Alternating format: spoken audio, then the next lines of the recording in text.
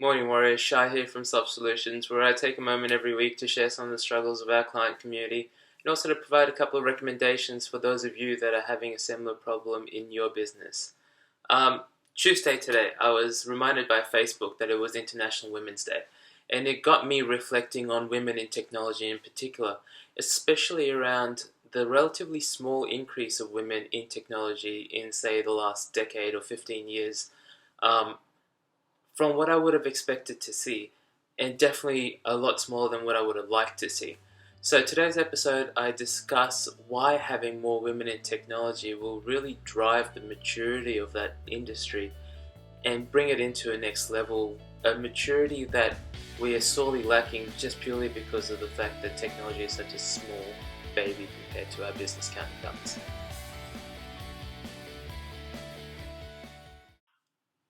Okay, let's get into it. So one of the issues I find is that we don't have a particular paradigm in the technology sector to attract women back into what's traditionally a very masculine profession. I remember I was recruiting my first female way back when, and she was meeting the bill in terms of skill set and mindset, and the cultural values that were fitting in were perfect. But I did worry about her fit into the team because we had a very masculine culture, just naturally because we're all guys. And I feared for that. I genuinely feared for that. But what I found was the exact opposite. What I found was the team started bringing themselves into a more neutral zone, and there was a balance in that culture that I had never seen before. And that sort of balance really started bringing about some really great ideas, some innovation I had never asked for. Working in different ways to work with people that I'd never worked with before makes me work harder and different, right? And so that diversification was really eye-opening for me, and I learned a lot from that and from similar experiences since that. But the thing is this, our HR colleagues over in the other room, they know about this. They've already unlocked the whole diversification thing, and they've been thinking about how to build diversification into their recruitment and retention processes for years, maybe decades. In the US, we actually have laws that are starting to talk about representation of particular minority groups in the workforce, right? So you actually have quotas that will do this. Now, I don't know if quotas is the best way to go, but I do know that I don't want to have the problem in the first place to worry about quotas, right? So for me, it's really about building an attraction model that's going to bring in diverse people into my company, and so I can build a more balanced team and get more out of that team, and everyone becomes happier as a general.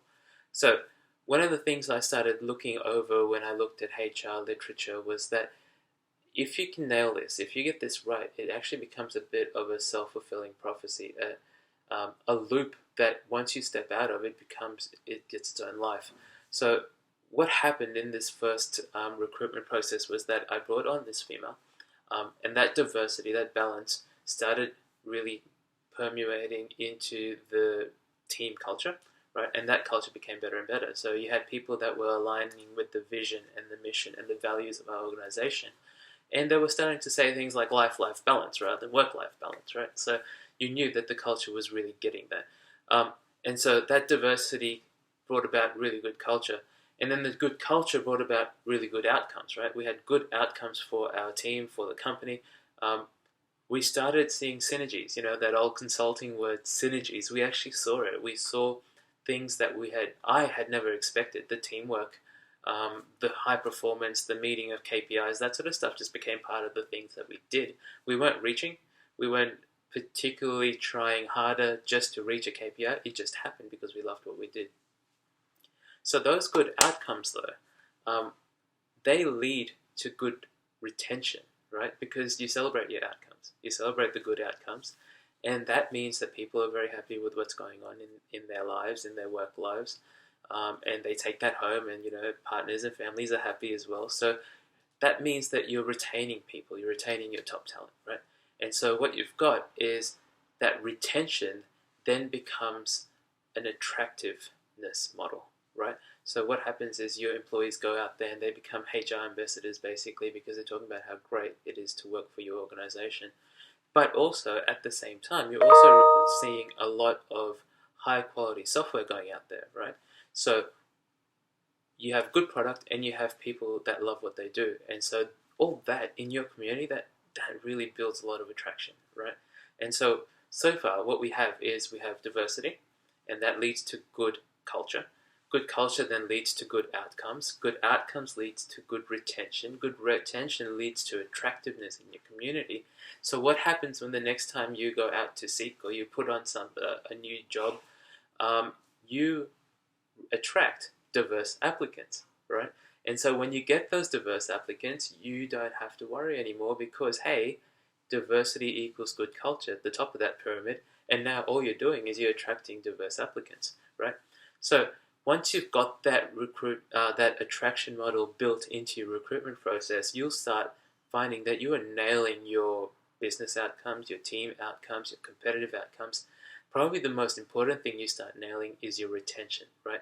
You are keeping top talent in a market where in the next 10, 20, 30 years, it's going to be incredibly hard to keep top talent because of the aging population.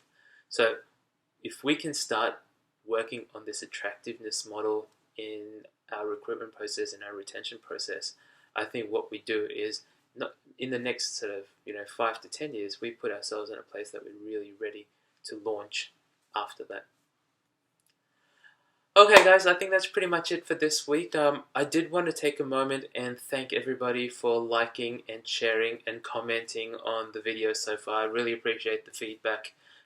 Some of those comments were profound. I learned so much, so please keep coming through with them.